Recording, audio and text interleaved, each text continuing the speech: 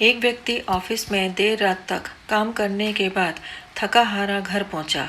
दरवाज़ा खोलते ही उसने देखा उसका छोटा बेटा सोने की बजाय उसका इंतज़ार कर रहा है। अंदर घुसते ही उसके बेटे ने पूछा, पापा, क्या मैं आपसे एक सवाल पूछ सकता हूँ? पिता ने कहा, हाँ पूछो, क्या पूछना है? बेटा बोला, पापा, आप एक दिन में कितना कमा लेते हैं? पिता ने झुंझलाते हुए उत्तर दिया, तुम्हें इससे क्या लेना देना है और तुम इतने बेकार के सवाल क्यों कर रहे हो?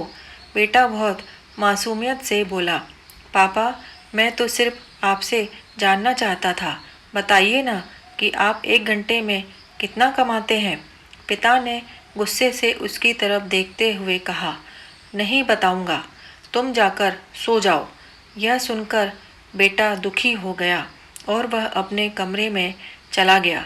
उसका पिता अभी भी गुस्से में था और सोच रहा था कि आखिर उसके बेटे ने ऐसा क्यों पूछा। कुछ समय बाद उसका गुस्सा शांत हुआ और वह अपने बेटे के कमरे में गया। पापा, क्या तुम सो गए? बेटा, नहीं पापा। पापा, मैं सोच रहा था कि मैंने तुम्हें बेकार में ही डांट दिया। दरअसल दिन भर के काम से मैं बहुत थक गया था, इसलिए तब तुम्हारे सवाल का जवाब नहीं दे पाया। मुझे माफ़ कर दो। वैसे मैं एक घंटे में 100 रुपये कमा लेता हूँ। बेटा खुशी से बोला, थैंक यू पापा। बेटा खुशी से उछलकर अपनी अलमारी की तरफ गया और वहाँ से अपनी गुल्लक को निकालकर उसे तोड़ दिया। फिर उस गुल्लक से ढेर सारे सिक्के निकाले और उन्हें गिनने लगा। सिक्के गिनने के बाद वह अपने पापा के पास आया। बेटा, पापा, मेरे पास यह 100 रुपये हैं। क्या मैं आपसे एक घंटा कल का खरीद सकता हूँ?